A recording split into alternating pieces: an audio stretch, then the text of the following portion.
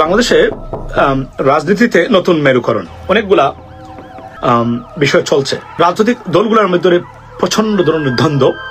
রাজনীতির মাঠে আজকে সেই ঐতিহাসিক 31শে ডিসেম্বর জানিয়ে এই মুহূর্তে টানটান উত্তেজনা চলছে। রাতভর নানান নাটকীয়তা, সরকারের হুট করে এসে আপনার সেই ঘোষণাপত্র যেটা ছিল ছাত্রদের আজকে প্রকাশ করার কথা। আমি জানতে চাই, ওবায়দুল কাদেরের মতো একজন কুখ্যাত লোক, এটা তো একটি বিপ্লবী সরকার। বিপ্লবী সরকার তো বিপ্লবের ট্রেন্ডেই চলে। সংগঠনের নেতাকর্মীরাও এই সংঘর্ষে জড়ায় এবং এখন কিন্তু বলা চলে তিন পক্ষের সংঘর্ষ চলছে, রীতিমতো রণক্ষেত্রেও পরিস্থিতি। যাত্রাবাড়ি, শনিরাকড়া, রায়েরবাগ থেকে কাজলা পর্যন্ত পুরো এই সড়ক জুড়ে এই পরিস্থিতির আসলে সমাধান কোথায় তাও আইন শৃঙ্খলা রক্ষাকারী বাহিনী কুল কিনারা করতে পারছেন না, কেননা মুহূর্তে জুলাই অভ্যুত্থানের ঘোষণাপত্র আজ ঘোষণা করার কথা ছিল কেন্দ্রীয় শহীদ মিনারে। গতকাল সন্ধ্যার পর থেকে দারুণ সব নাটকীয় ঘটনা ঘটতে শুরু করলো এবং গভীর রাতে আমরা জানতে পারলাম পাঠ করা হচ্ছে না। এই যে মানুষ ৭২-এর মুজিববাদী সংবিধানের বিপরীত অবস্থান নিয়েছে, এটির একটি লিগ্যাল ডকুমেন্টেশন থাকা উচিত। ভারত বাংলাদেশ নিয়ে প্রচন্ড ব্যস্ত।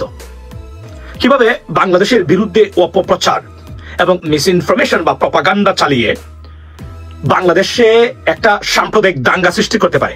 আওয়ামী লীগ সাধারণ সম্পাদক ওবায়দুল কাদের বুকে ব্যথা সহ শারীরিক অসুস্থতা নিয়ে মেডিকেল বিশ্ববিদ্যালয়ে মারা গেছেন। মৃত্যুকালে তার বয়স হয়েছিল ৮২ বছর। আওয়ামী লীগের সাধারণ সম্পাদক ও সাবেক সড়ক পরিবহন ও সেতু মন্ত্রী ওবায়দুল কাদের মারা গেছেন।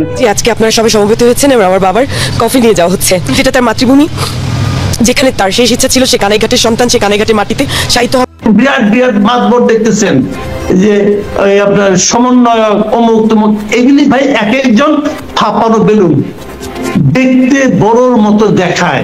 আজ 31শে ডিসেম্বর শিক্ষার্থী এবং সমন্বয়কদের বিশাল কর্মসূচি হওয়ার কথা ছিল, কিন্তু সেই মূল কর্মসূচিটি বাতিল হয় এবং এইটা বাতিল হওয়াতে অনেকেই কিন্তু সুযোগ পায় এবং সেই সুযোগটা তারা কাজে লাগায়।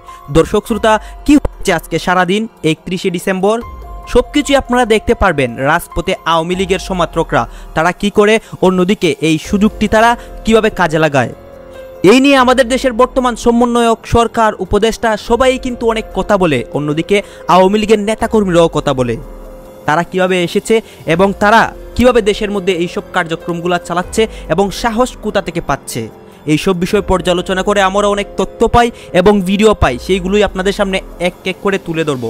ভিডিওটা কিছুটা লং হবে কিন্তু অনেক তথ্য জানতে পারবেন এই ভিডিওটির মাধ্যমে। চলুন দর্শক, আমরা আর কথা না বাড়িয়ে গুরুত্বপূর্ণ অংশগুলো দেখে আসি। বাংলাদেশে রাজনীতিতে নতুন মেরুকরণ অনেকগুলা বিষয় চলছে। পার্টিকুলারলি জুলাই বিপ্লবের ঘোষণাপত্র, রাজনৈতিক দলগুলোর মধ্যে প্রচন্ড ধরনের দ্বন্দ্ব, বিভাজন সৃষ্টি হয়েছে। এই বিভাজনগুলা মূলত prescribed by India and Awami League, because this is their success. অনেকগুলা বিষয় শুনছি আমরা, রাজনীতিতে পরিবর্তন হচ্ছে, বিশেষ করে জুলাই বিপ্লব, ঘোষণাপত্র এগুলা বা বিপ্লবী সরকার। I am very concerned about it and I'm very skeptical about it. I don't know, because the government little bit. So আমরা যারা চাচ্ছি সেটা হচ্ছে আমরা চাই তারা সাকসেসফুল হোক, কারণ এই সরকার যদি ব্যর্থ হয়, আওয়ামী লীগ দুর্বৃত্তায়ন, ফেসিজম, ভারতীয় আগ্রাসনের জয় হবে, আমরা দিতে পারি না। মানে এই সরকার ব্যর্থ হতে পারে, তবে এই সরকার কখনই বলা যাবে না আগের সরকার ভালো ছিল। ওয়াই? বিকজ আগের সরকারে আপনার মালিকানা ছিল না, এই সরকারে আপনার মালিকানা আছে, বাট সরকার ফেল করতে পারে। That's the bottom line. But আমি সবকিছু বলছি এই স্বল্প সময় এটা বলতে চাই, প্রত্যেকটা বিষয় আমি ওয়াচিং ভেরি ক্লোজলি। মনে রাখবেন, আমি ইন্টারন্যাশনাল পার্সপেক্টিভে বাংলাদেশ, ইন্টারন্যাশনাল কমিউনিটি কিভাবে বাংলাদেশের পরিবর্তনগুলোকে দেখে, এটা আমার কাছে ইম্পর্টেন্ট। কেননা international, particularly United states of America, US government, তারা কি করে, কিভাবে দেখে, কিভাবে অ্যাকসেপ্ট করে প্রত্যেকটা পরিবর্তন বাংলাদেশে, it is very pivotal, very vital. Without their supports you are in trouble. Every country is those who lose. July অভ্যুত্থানের ঘোষণাপত্র আজ ঘোষণা করার কথা ছিল কেন্দ্রীয় শহীদ মিনারে।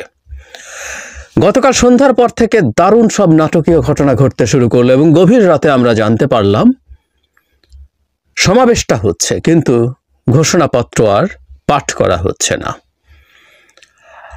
এই নাটকীয় ঘটনার মূল হচ্ছে, আমরা সন্ধ্যার পর জানতে পারি প্রধান উপদেষ্টার প্রেস উইং থেকে জরুরি সংবাদ সম্মেলন করে জানানো হয়েছে জুলাই অভ্যুত্থানের ঘোষণাপত্র সরকার লিখবে এবং জাতীয় ঐক্যমত্যের ভিত্তিতে লিখবে। এর মধ্যে সব দলকে এবং সব স্টেক হোল্ডারকে নিয়ে কাজটা করবে, এটাই আমরা বুঝতে পারছি। ফলে তারপর এটা নিয়ে খুব কৌতূহল তৈরি হলো, তাহলে বৈষম্য বিরোধী ছাত্র আন্দোলন এবং জাতীয় নাগরিক কমিটি যে ঘোষণা দিয়েছিল এবং তারা বেশ নাটকীয়ভাবে বেশ হাইপ তৈরি করার চেষ্টা করেছেন। তারা কোনো একটা কিছু করতে গেলে সেটার জন্য হাইপ তৈরি করবেন, এটাই খুব স্বাভাবিক। তারা মানুষের মনোযোগ চাইবেন, সেটাই করেছেন। তারা 29 তারিখ সন্ধ্যা থেকে 31 তারিখ কিছু একটা হচ্ছে, তারপর তারা জানালেন, তারপর তারা সংবাদ সম্মেলন করলেন, অনেক কিছুই হয়েছে এটাকে কেন্দ্র করে।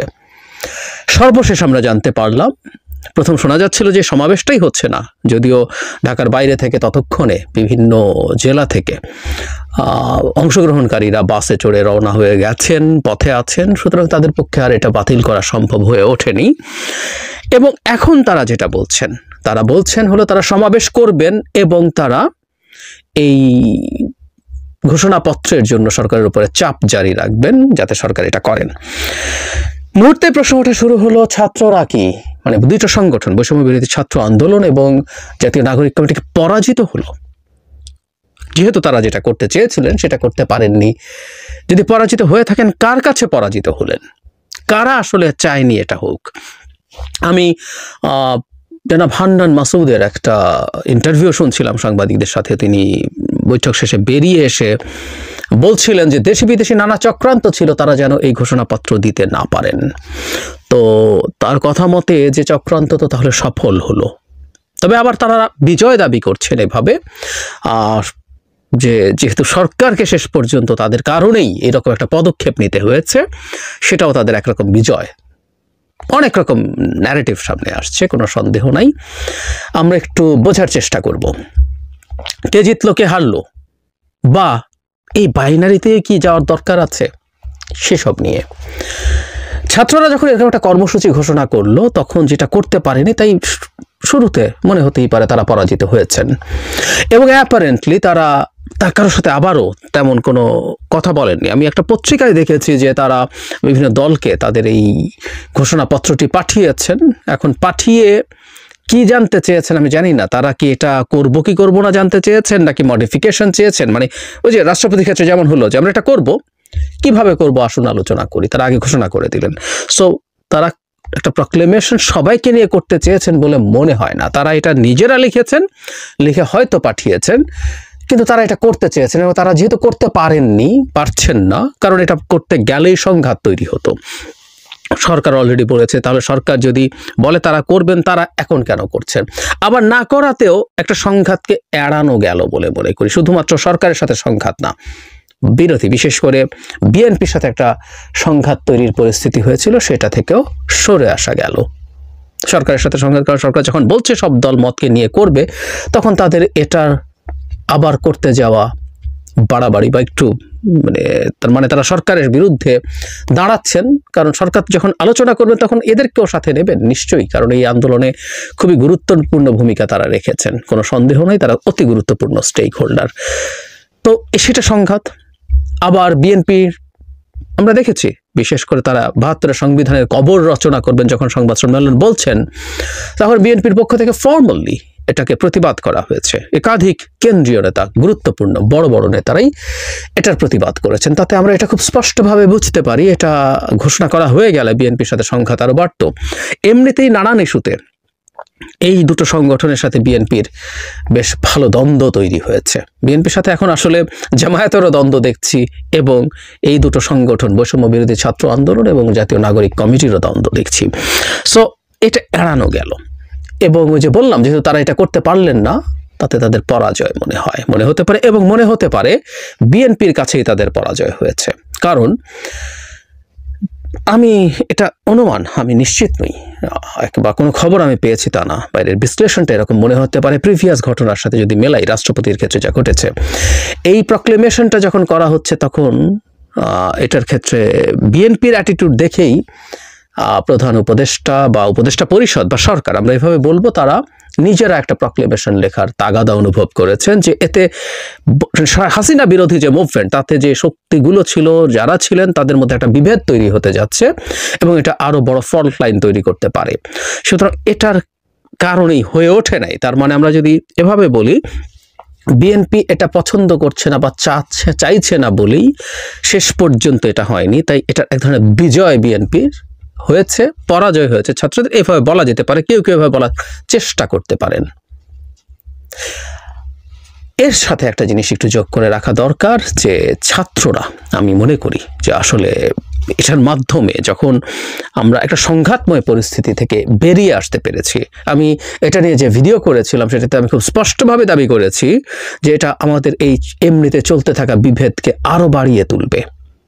সুতরাং সেখান থেকে যখন সরে আসা গেল, এবং ছাত্ররা যেটা দাবি করছে, জনাব হান্নান মাসুদকে আমি কোট করেছিলাম যে এই পরিস্থিতির কারণেই সরকারকে এখন সবাইকে নিয়ে হলেও, এবং সেই সবার মধ্যে বিএনপিকে আসলে যেতে হবে, কারণ সরকার যখন ডাকবেন যে আমরা একটা কমন প্রক্লেমেশন তৈরি করতে চাই, বিএনপিকে ওটার মধ্যে অংশ নিতে হবে।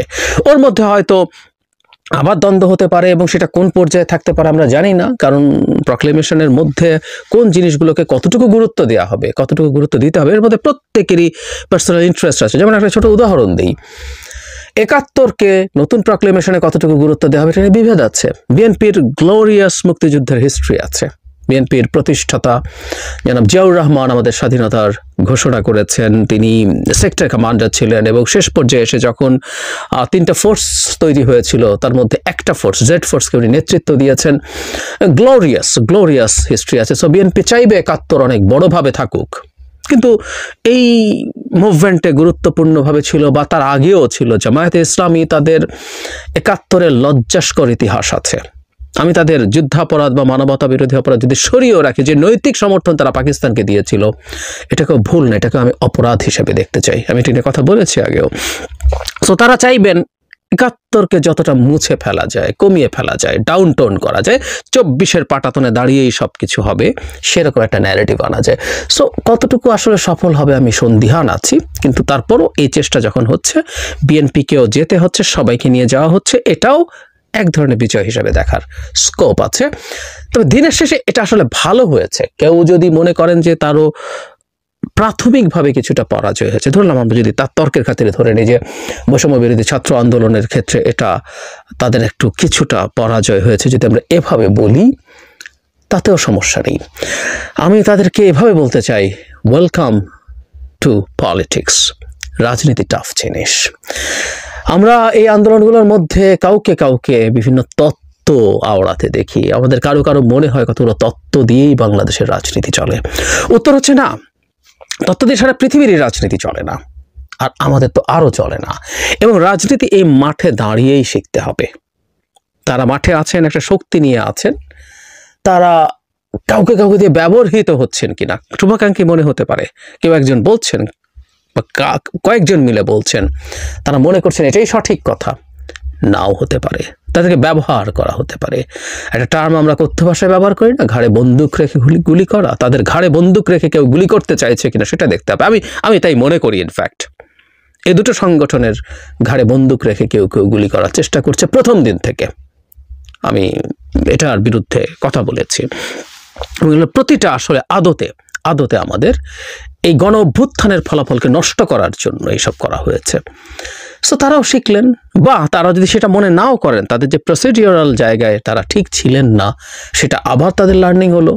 রাষ্ট্রপতির ক্ষেত্রে যেমন হয়েছে, এই ক্ষেত্রে তাদের আবারও একই ধরনের লার্নিং হলো। এগুলো প্রত্যেকটা তাদের জন্য মূল্যবান, কোনো সন্দেহ নাই, এবং এভাবেই রাজনীতির মাঠে আজকে সেই ঐতিহাসিক ৩১শে ডিসেম্বর জানিয়ে এই মুহূর্তে টানটান উত্তেজনা চলছে। রাতভর নানান নাটকীয়তা, সরকারের হুট করে এসে আপনার সেই ঘোষণাপত্র যেটা ছিল ছাত্রদের আজকে প্রকাশ করার কথা, তো সেইটা সরকার প্রকাশ করবে দায়িত্ব নিয়েছে। এখন যেই প্রোগ্রামটা ছিল ছাত্রদের ঘোষণাপত্র পাঠের পরিবর্তে আমরা আজকে দেখছি মার্চ ফর ইউনিটি। এই প্রোগ্রামটা আজকে সংগঠিত হবে বিকাল ৩টায় কেন্দ্রীয় শহীদ মিনারে। এখন কেন ঘোষণাপত্র যে প্রকাশ করা ছিল, যে প্রোগ্রামটা ছিল, সেখান থেকে তারা সরে এসে মার্চ ফর ইউনিটিতে তারা মুভ করলেন? তো এ নিয়ে আমাদের এই সমন্বয়কদের যিনি মুখপাত্র আছেন, একজন বৈষম্যবিরোধী ছাত্র আন্দোলনের মুখ্য সংগঠক আব্দুল হান্নান মাসুদ, তিনি বলছেন যে জুলাই বিপ্লবের যে ঘোষণাপত্র প্রকাশ করার কথা ছিল বা আজকে তারা স্টেটমেন্ট দেওয়ার কথা ছিল, সেটা নিয়ে দেশি বিদেশি ষড়যন্ত্র হয়ে গেছে। আর গভীর রাতে রাজধানীর বাংলা মোটরে বৈষম্য বিরোধী ছাত্র আন্দোলনের কার্যালয়ে বৈঠক চলার মধ্যে সেখান থেকে বের হয়ে আপনার এই তথ্য দিয়েছেন মাসুদ। তিনি বলছেন যে জুলাই বিপ্লবের ঐতিহাসিক দলিল যাতে আমরা উপস্থাপন না করতে পারি, সেক্ষেত্রে বিভিন্ন ধরনের বাধার সৃষ্টি করা হয়েছে, কিন্তু সরকার এটির ব্যাপারে সম্মতি দিয়েছে। এটা আমাদের প্রাথমিক বিজয়। আমি গতকালকে বলেছিলাম যে যে কোনো সময় দেখা যাবে যে এটাতে সরকার নিজেরাই কানেক্ট হয়ে গেছেন এবং সেটাই আসলে ঘটছে। তবে এ নিয়ে রাজনৈতিক দলগুলোর আপনার যে অবস্থান, তারও কিন্তু একটা বিষয় সামনে আসছে। এই ঘোষণাপত্র নিয়ে বেসিক্যালি কৌশলীভাবে একটা বিপরীতমুখী অবস্থান নিয়েছে বিএনপি, আর বাকি যে রাজনৈতিক দলগুলো আছে তাদের বক্তব্য হচ্ছে যে ঘোষণাপত্রটি চূড়ান্ত করার আগে রাজনৈতিক দলগুলোর যারা নেতারা আছেন, ছোট দল হোক বড় দল হোক, তাদের সাথে বা অংশীজনদের সাথে বসে এ নিয়ে ব্যাপক আলোচনার দরকার ছিল, কিন্তু ছাত্ররা সেটা করেনি। তা না করে হঠাৎ কেন আপনার মানে এই ঘোষণাপত্র প্রকাশের তারা সিদ্ধান্ত নিল, আর এতে বিভাজন তৈরি হচ্ছে। তবে কোনো কোনো ছাত্র, কোনো দল ছাত্রদের ওই উদ্যোগকে নৈতিকভাবে সমর্থন জানিয়েছে। আমাদের রাজনৈতিক অঙ্গনে যখন এই আলোচনা সমালোচনা হচ্ছিল, এর মাঝখানে গতকালকে রাত 9:15টায় রাষ্ট্রীয় অতিথি ভবন যমুনার সামনে আমাদের প্রধান উপদেষ্টার যিনি প্রেস সচিব আছেন শফিকুল ইসলাম সাহেব, তিনি বলছেন যে অন্তর্বর্তীকালীন সরকারের পক্ষ থেকে জাতীয় ঐকমত্যের ভিত্তিতে জুলাই গণ অভ্যুত্থানের একটি ঘোষণাপত্র তৈরির উদ্যোগ গ্রহণ করা হয়েছে। জুলাই গণ অভ্যুত্থানের মধ্য দিয়ে গড়ে ওঠা জনগণের ঐক্য, ফ্যাসিবাদ বিরোধী চেতনা এবং রাষ্ট্র সংস্কারের আকাঙ্ক্ষা সমূহকে সুসংহত রাখার জন্য এই ঘোষণাপত্রটি গৃহীত হবে। তো ঘোষণাপত্রের মধ্যে আসলে কি চাচ্ছে ছাত্ররা? এখানে সোজা হিসাব, তারা দুইটা জিনিস চাচ্ছে মোটা দাগে। সংগঠনের নেতারা ঘোষণাপত্রে দুটি মৌলিক বিষয়কে প্রাধান্য দিয়েছেন। 1972 সালের সংবিধানকে মুজিববাদী সংবিধান আখ্যায়িত করে এর কবর রচনা করা এবং নাৎসিবাদী আওয়ামী লীগকে বাংলাদেশে অপ্রাসঙ্গিক ঘোষণা করার কথা তারা বলছেন। আর আজকের দিনে তারা তাদের যেই মার্চ ফর কমিউনিটি, তারা বলছেন যে তাদের এই প্রোগ্রাম হবে, ঘোষণাপত্র হোক না হোক। আবার আজকের দিনে এখানে প্রায় 168 জন সমন্বয়ক শপথ গ্রহণ করবেন, মানে তাদের যেই সংস্থা বা সংগঠনটি আছেন সেটার পক্ষে তারা সেখানে উপস্থিত হবেন। প্রায় ছাত্রদের বক্তব্য যে 5ই আগস্ট যেই গণজমায়েত হয়েছিল শহীদ মিনারে, ঠিক তেমনই আজকের দিনেও ছাত্র জনতাকে তারা শহীদ মিনারে সমবেত হওয়ার জন্য বলেছেন। ইভেন মাদ্রাসার স্টুডেন্ট থেকে শুরু করে সবাইকে যার যার যে পোশাক আছেন সেই পোশাক পরিহিত করেই আপনার শহীদ মিনারে যাবার আহ্বান জানিয়েছেন। তো এই যে অবস্থানটা থেকে সরে আসলো সরকার, হুট করে যে সিদ্ধান্ত নিয়ে ছাত্রদের ঘোষণাপত্রটা তারা ঘোষণা করবে সিদ্ধান্ত নিল, এতেও আলোচনা সমালোচনা চলছে। তবে আমাদের ছাত্রদের বক্তব্য যে তাদের যে ইউনিটিটা ছিল সেটা ভেঙে যায়নি, আর সেই ইউনিটিটাকেই আরও একবার নিজেদের শক্তিকে অথবা নিজেদের যে সামর্থ্য আছে সেইটাকে প্রকাশ করার জন্য কিন্তু এই মার্চ ফর ইউনিটিটা আসলে জরুরি সমন্বয়কদের জন্য। কারণ অনেকেই ভাবছে যে তাদের মধ্যে বিভাজন হয়েছে, পদপদবি নিয়ে নানান ধরনের অ্যাক্টিভিটিস হয়েছে, বিভিন্ন জায়গায় সমন্বয়করা কিছু সমন্বয়ক তারা বিভিন্ন ধরনের অপকর্মেও জড়িত হয়েছেন, যাদের কারণে আবার বিভাজনের অংশটাও একটু বড় আকার ধারণ করেছে। তো সব মিলিয়ে নিজেদের অস্তিত্বকে জানান দিতেই মার্চ ফর ইউনিটিটা এখন এই সমন্বয়কদের জন্য খুবই জরুরি। কারণ বিপরীতে তারা এই মুহূর্তে বড় একটা শক্তিকে মোকাবেলা করছে, এটা হচ্ছে কে? বিএনপি। তো বিকাল 3টায় দেখা যাক সমন্বয়কদের এই প্রোগ্রাম, সেখানে মানুষের উপস্থিতি কতটা জড়ো হয় সেটা হয়তো আজকে বিকাল হলে আমরা বুঝতে পারবো। তবে ছাত্রদের এই ঘোষণাপত্র, জুলাই বিপ্লবের ঘোষণাপত্র থেকে সরে এসে মার্চ ফর ইউনিটি, এর পেছনে আসলে ছাত্ররা যেটা দাবি করছে দেশি বিদেশি নানান ষড়যন্ত্র। এখন দেশি নয়তো আমরা বুঝলাম, কিন্তু বিদেশি কোন শক্তি এখন এই মুহূর্তে সরকারকে প্রভাবিত করছে আমরা আসলে ওইটাও জানতে চাই। কারণ ভারতের তো আর এখন সরকার পাত্তা দেয় না, বা ভারত সরকার এই মুহূর্তে বাংলাদেশের উপর কোনো ধরনের প্রভাব কিন্তু বিস্তার ওইরকম ভাবে করতে পারছে না। তো আসলে বিদেশি আর কোন শক্তি? যিনি যুক্তরাজ্যের একজন মন্ত্রীও, এই টিউলিপ এবার নিজের দেশ যুক্তরাজ্যে ফেসে গেছেন দুর্নীতির দায়ে। এর জন্য তাকে বিশাল অঙ্ক জরিমানা করা হচ্ছে। দাবি উঠেছে তার মন্ত্রিত্ব বাতিলেরও। যুক্তরাজ্যে কি কি অপকর্ম করছেন টিউলিপ, জরিমানার পরিমাণ কত, আসলে কি তার মন্ত্রিত্ব বাতিল হচ্ছে চলুন বিস্তারিত জেনে নেওয়া যাক। শেখ মুজিব ছিলেন বাংলাদেশের দুর্নীতির জনক। তার রক্ত যেদিকে যেদিকে প্রবাহিত হয়েছে সেদিকে দুর্নীতি ছড়িয়ে পড়েছে। মুজিবের নাতনি টিউলিপ সিদ্দিক ইংল্যান্ডের মতো সভ্য একটি দেশে বসেও দুর্নীতি করছেন। যুক্তরাজ্যে আইন ভঙ্গের দায়ে জরিমানার মুখোমুখি হতে যাচ্ছেন সাবেক প্রধানমন্ত্রী শেখ হাসিনার বোন শেখ রেহানার মেয়ে এবং যুক্তরাজ্যের পার্লামেন্টের লেবার পার্টির সদস্য ও মন্ত্রী টিউলিপ সিদ্দিক।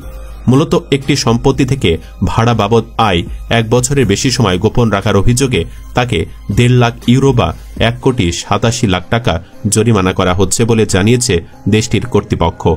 রোববার এক প্রতিবেদনে এ তথ্য জানিয়েছে যুক্তরাজ্য ভিত্তিক গণমাধ্যম ডেইলি মেইল। প্রতিবেদনে বলা হয়েছে, চলতি বছরের শুরু থেকেই লন্ডনের একটি সম্পত্তি থেকে ভাড়া বাবদ আয় 1 বছরের বেশি সময় গোপন রাখার অভিযোগে তার বিরুদ্ধে এ তদন্ত শুরু করেছিল পার্লামেন্টের স্ট্যান্ডার্ডস কমিশনার। তদন্তে দেখা গেছে একজন এমপি হিসেবে আর্থিক স্বার্থ সংশ্লিষ্ট বিষয় নিয়ে নিয়ম ভঙ্গ করেছিলেন টিউলিপ। প্রতিবেদনে বলা হয়, 2018 সালে 8,85,000 ইউরো দিয়ে লন্ডনে একটি ফ্ল্যাট কেনেন টিউলিপ সিদ্দিক এবং তার খ্রিস্টান স্বামী ক্রিস পার্সি। তবে তদন্তে দেখা গেছে প্রায় 14 মাস অর্থাৎ 1 বছরের বেশি সময় ধরে এ সম্পত্তি থেকে হওয়া আয় বা ভাড়া সঠিকভাবে ঘোষণা করেননি তিনি। পার্লামেন্টের স্ট্যান্ডার্ডস কমিশনার তদন্তে জানতে পেরেছে যে সংসদীয় নিয়ম লঙ্ঘন করেছেন টিউলিপ সিদ্দিক। যদিও একে একটি প্রশাসনিক ত্রুটি হিসেবে স্ট্যান্ডার্ডস কমিশনারের কাছে এ নিয়ম লঙ্ঘনের ব্যাখ্যা দিয়েছে টিউলিপ সিদ্দিক। যুক্তরাজ্যে ভাড়া দেওয়া সম্পত্তির ক্ষেত্রে এনার্জি পারফরমেন্স সার্টিফিকেট বা ইপিসি থাকা বাধ্যতামূলক। তবে টিউলিপের লন্ডনের এ সম্পত্তির ক্ষেত্রে মেয়াদ উত্তীর্ণ বা বর্তমান কোনো ধরনের ইপিসি পাওয়া যায়নি বলে জানিয়েছে ডেইলি মেইল। তবে সেন্ট্রাল লন্ডনে টিউলিপ সিদ্দিকের আরেকটি সম্পত্তি রয়েছে, যার সি রেটিং সহ একটি বৈধ ইপিসি রয়েছে বলে জানিয়েছে ব্রিটিশ গণমাধ্যমটি। যুক্তরাজ্যে যে বাড়িওয়ালারা 3 মাসেরও বেশি সময় ধরে ইপিসি নিয়ম মেনে চলেন না, তাদের ক্ষেত্রে ন্যূনতম 10,000 থেকে শুরু করে 1.5 লাখ ইউরো পর্যন্ত জরিমানা করা হয়ে থাকে। এখানেই শেষ নয়, টিউলিপ নিজের বাসার বিদ্যুৎ বিলেও দুর্নীতি করেছেন বলে জানা গেছে। চিন্তা করুন, কতখানি নিম্ন মানসিকতার মানুষ হলে ইংল্যান্ডের মতো দেশে বসে সামান্য বিদ্যুৎ বিল নিয়েও দুর্নীতি করেন। যুক্তরাজ্যের দুর্নীতির দায়ে ফেঁসে যাবার পর তার সমালোচনা করেছেন অনেকেই। সামাজিক যোগাযোগ মাধ্যমে শরীফ রহমান খান নামে একজন লিখেছেন, ব্রিটেনে বসবাসের সাধারণ কিছু নাগরিক দায়িত্ব পালনেও অক্ষম ও অজ্ঞ এই টিউলিপ নামধারী মেয়েটি তো কোনো ব্রিটিশ পরিবারের গৃহ পরিচারিকা কিংবা কাজের মেয়ে হওয়ার জন্যও যথেষ্ট যোগ্যতা রাখে না। চোরের বংশধর শেখ পরিবারের বিপুল আর্থিক বিনিয়োগ ও লবিং চ্যানেল ব্যবহার না করলে নিজের যোগ্যতায় ব্রিটেনের এমপি হওয়া তো দূরের কথা, একজন ব্রিটিশ এমপির ঘরের চাকরানি হওয়ার মতো যোগ্যতা নেই টিউলিপের। তবে এবারই প্রথম নয়, 4 বারে নির্বাচিত এমপি ও বর্তমান সরকারের মন্ত্রী টিউলিপ সিদ্দিককে নিয়ে নেতিবাচক সংবাদ ব্রিটিশ গণমাধ্যমে এর আগে আরও বেশ কয়েকবার হয়েছে। তিনি প্রথমবার নেতিবাচকভাবে সংবাদ শিরোনাম হয়েছিলেন চ্যানেল 4-এর একজন প্রযোজককে তার প্রেগন্যান্সি নিয়ে মন্তব্য করে। 2017 সালে যখন ইরানে আটক ব্রিটিশ নাগরিক নাজানিন জাঘারি রাটক্লিফের মুক্তির জন্য প্রচারণা চালানো হচ্ছিল, তখন চ্যানেল 4 নিউজের একটি সাক্ষাৎকারে টিউলিপ সিদ্দিকের কাছে জানতে চাওয়া হয়েছিল কেন তিনি তার খালা শেখ হাসিনাকে গুম হত্যা ও মানবাধিকার লঙ্ঘন করতে নিষেধ করেননি। সে প্রশ্নের উত্তরে টিউলিপ দাবি করেন তিনি বাংলাদেশি নন। এরপরই তিনি সেই প্রশ্নকর্তা নারী প্রযোজক, যিনি তখন গর্ভবতী ছিলেন, তার প্রতি হুমকিমূলক আচরণ করেছিলেন। পরে ব্যাপক সমালোচনার মুখে পড়ে টিউলিপ সিদ্দিক এ বিষয়ে ক্ষমা প্রার্থনা করেন। টিউলিপ আবারও বিতর্কিত শিরোনাম হয়েছিলেন 2017 সালের 4 ডিসেম্বর। শেখ হাসিনার বিরুদ্ধে ওঠা গুমের অভিযোগ নিয়ে টিউলিপের নীরবতার কারণ সম্পর্কে প্রশ্ন তোলে ব্রিটিশ গণমাধ্যম। 2016 সালে বাংলাদেশে গিয়ে নিখোঁজ হওয়া British Bangladeshi trainee lawyer Mir Ahmed bin কাসিমের খোঁজ নিয়ে টিউলিপের কোনো উদ্যোগ নিচ্ছেন না কেন, এমন প্রশ্ন তুলে ব্রিটিশ গণমাধ্যম। সেবারও তিনি সাংবাদিকদের সাথে বাজে ব্যবহার করে খবরের শিরোনাম হন। চলতি বছর ব্রিটেনের জাতীয় নির্বাচনের পর ব্রিটেনের আর্থিক খাতের দুর্নীতি প্রতিরোধ বিষয়ক মন্ত্রিত্বের দায়িত্ব পাওয়ার পরপরই তার বিরুদ্ধে আয় লুকানোর অভিযোগ ওঠে। টিউলিপ সিদ্দিকের বিরুদ্ধে আয়ের বিষয়ে তদন্ত শুরু হওয়ার বিষয়টি ব্রিটিশ গণমাধ্যমে সংবাদ শিরোনাম হয়। পার্লামেন্টের মান নিয়ন্ত্রক সংস্থা লন্ডনে তার একটি ফ্ল্যাট থেকে ভাড়ার আয় পার্লামেন্টে সময়মতো জানাতে ব্যর্থ হওয়ার জন্য তার বিরুদ্ধে এই তদন্ত করে। তবে টিউলিপ তদন্তে পূর্ণ সহযোগিতা করেন ও পরে তাকে এই অভিযোগ থেকে অব্যাহতি দেওয়া হয়। চলতি বছর 17 আগস্ট ডেইলি মেইলের অনুসন্ধানে উঠে আসে টিউলিপ সিদ্দিকের ওপর আরও একটি অভিযোগ। ডেইলি মেইল টিউলিপের নর্থ লন্ডনের বর্তমান আবাসস্থল নিয়েও প্রশ্ন তোলে। তারা তথ্য জোগাড় করে যে টিউলিপ বর্তমানে 2 মিলিয়ন মূল্যের একটি বাড়িতে বসবাস করছেন, যা একজন প্রভাবশালী বাংলাদেশি ব্যবসায়ী মোহাম্মদ নাজিম করিমের মালিকানাধীন। ওই ব্যবসায়ী বাংলাদেশের তৎকালীন ক্ষমতাসীন রাজনৈতিক মহলে ভিআইপি মর্যাদাপ্রাপ্ত এবং টিউলিপের খালা বাংলাদেশের সাবেক প্রধানমন্ত্রী শেখ হাসিনার ঘনিষ্ঠ মানুষ বলে পরিচিত ছিলেন। প্রশ্ন ওঠে, টিউলিপ যে বাসায় থাকেন সেখানে সঠিক ভাড়া দিচ্ছেন কিনা, যদি ভাড়া কম দেন তাহলে সেটা কত কম দিচ্ছেন ইত্যাদি। সর্বশেষ আবারও বিতর্কিত হলেন টিউলিপ সিদ্দিক। রূপপুর পারমাণবিক বিদ্যুৎ কেন্দ্র থেকে 59,000 কোটি টাকা আত্মসাতের অভিযোগ তদন্তে হাসিনা এবং তার ছেলে জয়ের পাশাপাশি অন্য সদস্যদের সঙ্গে নাম এসেছে ব্রিটিশ রাজনীতিবিদ টিউলিপ সিদ্দিকেরও। বাংলাদেশের দুর্নীতি দমন কমিশন এ তদন্ত করছে। এই অভিযোগের প্রেক্ষিতে টিউলিপ সিদ্দিকের মন্ত্রিত্ব নিয়ে প্রশ্ন উঠেছে। অনেক সাধারণ ব্রিটিশ নাগরিকরাই প্রশ্ন তুলেছেন যে পরিবার গোটা বাংলাদেশকে পথে বসিয়েছে, সেই পরিবারের একজন সদস্য কিভাবে যুক্তরাজ্যের মতো দেশের মন্ত্রী হন। উল্লেখ্য, 2013 সালে রাশিয়ার প্রেসিডেন্ট ভ্লাদিমির পুতিনের সঙ্গে বাংলাদেশে পারমাণবিক বিদ্যুৎ প্রকল্প এবং অস্ত্র চুক্তির সময় শেখ হাসিনার সঙ্গে প্রতিনিধি দলে ছিলেন টিউলিপ সিদ্দিক। সম্প্রতি এই চুক্তি সংক্রান্ত একটি ভিডিও ভাইরাল হওয়ার পর ডেইলি মেল বিষয়টি নিয়ে অনুসন্ধান চালায়। প্রতিবেদনে দাবি করা হয়েছে, যুক্তরাজ্যে টিউলিপ সিদ্দিকের দায়িত্ব ছিল আর্থিক খাতে দুর্নীতি প্রতিরোধের, অথচ তার বিরুদ্ধেই বাংলাদেশে দুর্নীতির অভিযোগে তদন্ত চলছে। বিরোধী রক্ষণশীল দল এর প্রতিক্রিয়া জানিয়ে টিউলিপের মন্ত্রিত্ব নিয়েও প্রশ্ন তুলেছে। টিউলিপের কাছ থেকে মন্তব্য নেওয়ার চেষ্টা করলেও তিনি কোনো বক্তব্য দিতে অস্বীকৃতি জানান। এছাড়া প্রতিবেদনে আরও উল্লেখ করা হয়েছে, টিউলিপ সিদ্দিক লন্ডনে তার সম্পদের তথ্য 14 মাস ধরে গোপন করেছিলেন। এর আগে একই গণমাধ্যমে খবর প্রকাশিত হয় যে টিউলিপ একটি 5 কক্ষ বিশিষ্ট বিলাসবহুল বাড়িতে থাকেন, যার মূল্য প্রায় 25 কোটি টাকা। বাংলাদেশের পারমাণবিক বিদ্যুৎ প্রকল্পে দুর্নীতির প্রসঙ্গেও উল্লেখ করা হয়েছে। ওই প্রতিবেদনে 31শে ডিসেম্বর বৈষম্য বিরোধী ছাত্র আন্দোলন শহীদ মিনারে যে ব্যাপক কর্মসূচির ঘোষণা দিয়েছে সেটি নিয়ে কিছুটা দ্বন্দ্ব দেখা দিয়েছে। একটা জিনিস খেয়াল করবেন, গতকাল প্রধান উপদেষ্টার দপ্তর থেকে প্রেস সচিব শফিকুল আলম তিনি জানিয়েছেন এটা তাদের ব্যক্তিগত ব্যাপার, এর সাথে সরকারের কোনো সম্পর্ক নেই। ছাত্ররা তাদের আন্দোলনের ঘোষণা দিয়েছে, সেখানে সংবিধানের কবর রচনা করে কার কার কবর হবে সবকিছু তারা বলে দিয়েছে। আজকে আবার প্রধান উপদেষ্টার দপ্তর থেকে ওই একই ব্যক্তি শফিকুল আলম, প্রধান উপদেষ্টার প্রেস সচিব, তিনি বলেছেন সরকারের পক্ষ থেকে জুলাই অভ্যুত্থানের ঘোষণাপত্র দেয়া হবে। গতকাল বলেছেন এর সাথে তাদের কোনো সম্পর্ক নাই, এটা একটা প্রাইভেট ব্যাপার, ছাত্ররা সেটা করবে। আজকে আবার বলছেন সুর পরিবর্তন করে যে সরকারের পক্ষ থেকে জুলাই অভ্যুত্থানের ঘোষণাপত্র দেয়া হবে। এই পরিবর্তনটি কেন? অর্থাৎ ছাত্ররা যদি সত্যি সত্যি 31শে ডিসেম্বর শহীদ মিনার থেকে তাদের ঘোষণা দেন, প্রোক্লামেশন, তাহলে উপদেষ্টা পরিষদ থাকে না, ছাত্ররাই দায়িত্ব নিয়ে নিচ্ছে, রাষ্ট্রপতি থাকে না, সেনাপ্রধান থাকে না, অনেক কিছু পরিবর্তন করতে হবে, কারণ তারা 72-এর সংবিধান অনুযায়ী শপথ নিয়েছেন। এখানে একটা দ্বন্দ্ব দেখা দিয়েছে। ওই শফিকুল আলমের বক্তব্য শোনার পরে বৈষম্য বিরোধী ছাত্র আন্দোলনের মহান নেতারা আবার মিটিংয়ে বসেছেন, জরুরি মিটিংয়ে বসেছেন তারা। সেই মিটিং থেকে তারা তাদের পরবর্তী সিদ্ধান্ত জানিয়ে দেবেন। সেটা কি হবে সেটি আপনাদেরকে একটু পড়ে শোনাই। জরুরি মিটিং বসেছেন বৈষম্য বিরোধী ছাত্র আন্দোলনের নেতারা। বৈষম্য বিরোধী ছাত্র আন্দোলনের পক্ষ থেকে জুলাই বিপ্লবের ঘোষণাপত্র প্রকাশের ঘোষণা দেওয়ার পর সোমবার সন্ধ্যায় সরকারের পক্ষ থেকে কিছুদিনের মধ্যে জুলাই অভ্যুত্থানের ঘোষণাপত্র প্রস্তুত করা হবে বলে জানিয়েছেন প্রধান উপদেষ্টার প্রেস সচিব শফিকুল আলম। প্রেস সচিবের এই ঘোষণার পর সোমবার 30শে ডিসেম্বর সন্ধ্যায় জরুরি মিটিংয়ে বসেছে বৈষম্য বিরোধী ছাত্র আন্দোলন। বিষয়টি গণমাধ্যমকে নিশ্চিত করেছেন সংগঠনের আহ্বায়ক হাসনাত আবদুল্লাহ। তিনি বলেন, আমরা মিটিং শেষে সিদ্ধান্ত নেব, মিটিং চলমান রয়েছে। উল্লেখ্য, এর আগে রবিবার 29শে ডিসেম্বর বৈষম্য বিরোধী ছাত্র আন্দোলন সংবাদ সম্মেলন করে জানিয়েছে তারা মঙ্গলবার 31শে ডিসেম্বর বিকালে ঢাকার কেন্দ্রীয় শহীদ মিনারে জুলাই বিপ্লবের ঘোষণাপত্র প্রকাশ অনুষ্ঠান করবে। ব্যাপক সাড়া জাগিয়েছে বিষয়টি। কি হতে যাচ্ছে 31শে ডিসেম্বর, এখন যেটি মনে হচ্ছে আদৌ কিছু হবে না। সংগঠনের তাদের মধ্যেই বিভেদ দেখা দিয়েছে। সংগঠনের নেতা নেতারা ঘোষণাপত্রে দুটি মৌলিক বিষয়ের উল্লেখ করেছেন। তাতে 1972 সালের সংবিধানকে মুজিববাদী সংবিধান হিসেবে আখ্যায়িত করে এর কবর রচনা করা হবে এবং ন্যাতশিবাদী আওয়ামী লীগকে বাংলাদেশে অপ্রাসঙ্গিক ঘোষণা করার কথা বলে জানিয়েছেন। অপ্রাসঙ্গিক ঘোষণা মানে নিষিদ্ধ করা হবে।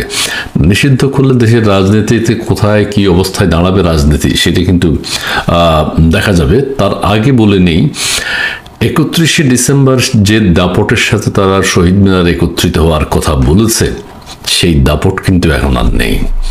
নানাবিধ রাজনৈতিক দলগুলো চিন্তা করবে 72 সংবিধান যদি বাতিল হয়ে যায়, 72 সংবিধানের কবর রচনা করা হবে, আওয়ামী লীগকে নিষিদ্ধ করা হবে, এই সব কিছু নিয়ে কিন্তু একটা দ্বন্দ্ব দেখা দিয়েছে। আরও নানান কর্মসূচি তাদের আছে, সেগুলো আপনারা ঘোষণাপত্র অনেকে দেখেছেন বা বিভিন্ন রাজনৈতিক দলের কাছে কিন্তু তারা পাঠিয়েছে। বিভিন্ন রাজনৈতিক দল কিন্তু তাদের আহ্বানে সাড়া দেবে বলে জাতি মনে করে না, কেউই যাবে না শহীদ মিনারে। এখন প্রশ্ন হচ্ছে শহীদ মিনারে কি আদৌ বৈষম্য বিরোধী ছাত্র আন্দোলনের সেই অনুষ্ঠানটি হবে কিনা সেটি নিয়ে সন্দেহ দেখা দিয়েছে। যদি বৈষম্য বিরোধী ছাত্র আন্দোলন শহীদ মিনারের অনুষ্ঠান করতেই পারে তাহলে উপদেষ্টা মণ্ডলী থাকবে না, রাষ্ট্রপতি থাকবে না, সেনাপ্রধান থাকবে না, সবকিছু 72 সংবিধান অনুযায়ী, কাজে এগুলো চেঞ্জ করতে হবে। উপদেষ্টা মণ্ডলী 72 সংবিধান অনুযায়ী শপথ নিয়েছেন, অবৈধ সেরা রাষ্ট্রপতির কাছে শপথ নিয়েছেন তাদের মতে। তারা বিপ্লবী সরকার করেননি, এখন তারা বিপ্লবী সরকার করতে চাচ্ছেন। এই বিপ্লবী সরকার গঠন করলে এতদিন পরে, 4 মাস পরে, 5 মাস পরে আরো দ্বন্দ্ব দেখা দিবে। এবং আড়াল হয়ে গেছে কিন্তু একটা, সচিবালয়ে আগুন কারা দিল সেটি এখন আর আমরা বুঝতে পারছি না। একটা কুকুর কেন মারা গেল, কুকুর কেন। গাইজ আপনারা তো দেখলেন এখানে কি কথা হচ্ছে, অনেকেই কিন্তু অনেক কথা বলতেছে, সবার মতামতগুলো তারা এখানে প্রকাশ করতেছে। এই 31শে ডিসেম্বর কেন এই কর্মসূচিটি হয় নাই, শিক্ষার্থীরা কিন্তু রাতেই তারা ঘোষণা দিয়েছিল যে মূল কর্মসূচিটি হবে না, তারা এক প্রকার মানে বক্তব্য দেয় সামাজিক যোগাযোগ মাধ্যমে। দর্শক শ্রোতা, অন্যদিকে কিন্তু রাজপথের অবস্থা এবং ভারত এবং বাংলাদেশের একটা বিষয়কে কেন্দ্র করে একটা ঝামেলার মতো অবস্থা, সেই সবও দেখিয়েছি। এতক্ষণ আপনাদেরকে যা কিছু দেখিয়েছি সব কিছু কিন্তু আমরা সোশ্যাল মিডিয়া থেকে সংগ্রহ করেছি, এইখানে আমাদের নিজস্ব কোনো মন্তব্য নেই। এইসব দেখে আপনাদের কি মনে হচ্ছে এবং আপনাদের মন্তব্য কি, এইটা কিন্তু আপনারা অবশ্যই কমেন্ট বক্সে লিখে যাবেন। এবং আপনাদের কাছে আমার একটা রিকোয়েস্ট থাকবে, আমার চ্যানেলটি সাবস্ক্রাইব করবেন এবং পাশে থাকা বেল আইকনটি অবশ্যই বাজিয়ে যাবেন, যাতে করে নেক্সট ভিডিওটা সবার আগে আপনাদের কাছে পৌঁছায়। ধন্যবাদ।